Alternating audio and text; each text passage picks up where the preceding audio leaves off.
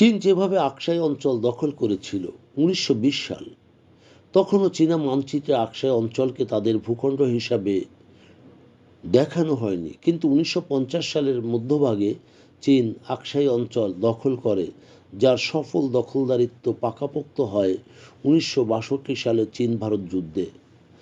আকসাই প্রায় ভুটানের সমান এবং সুইজারল্যান্ড থেকে সামান্য ছোট, যার বেশিরভাগ অঞ্চল চীনের দখলে। 1950 সালে চীন এই আকসাই দখল করে। ভারতের সীমান্ত বিরোধ সম্পর্কিত সকল প্রচেষ্টা চীন প্রত্যাখ্যান করে। আকসাই একটি শীতল মরুভূমি এলাকা, যেখানে তুষার বা বৃষ্টিপাত হয় না বললেই চলে।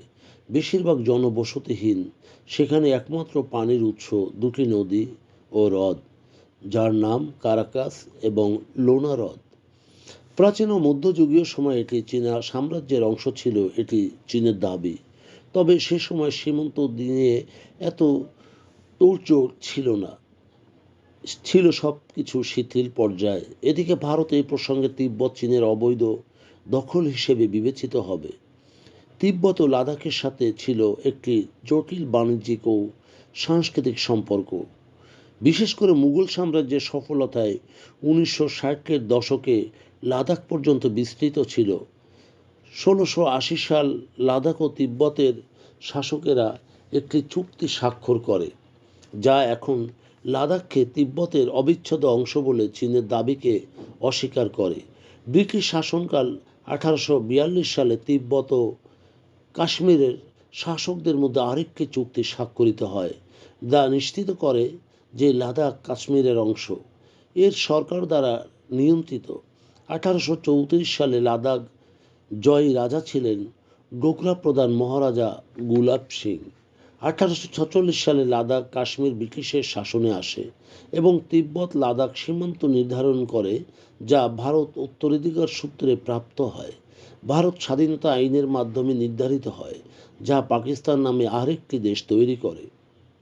1950 সালের পরে ভারতীয় সংবিধান কাশ্মীর এবং জম্মুকে অবিচ্ছেদ্য হিসাবে ঘোষণা করে। তখন পর্যন্ত চীন লাদাখ বা আকসাই নিয়ে আপত্তি জানায়নি। 1950 সালে কমিউনিস্ট পার্টির শাসন আমলে দখল করা তিব্বতের পশ্চিম সীমানার বাইরে চীনা সামরিক তত্ত্বাবধানে আকসাই চীনের মধ্য দিয়ে নির্মিত 3টি রাস্তার নেটওয়ার্ক মাধ্যমে একটি রাস্তার হাইওয়ে নম্বর 219, যা চীনের জিনজিয়াংয়ের হোতানকে তিব্বতের লাসার সাথে সংযুক্ত করে। সিআইএর মতে, চীনা সেনাবাহিনী প্রথমে উত্তর পশ্চিম তিব্বতে অর্থাৎ লাদাখ আকসাই চীনের পূর্বে 1951 সালে উপস্থাপিত হয়েছিল এবং 1953 সালে হিন্দি চীনি ভাই ভাই ভারতীয় চীন বন্ধুত্বের স্লোগান হয়ে উঠেছিল।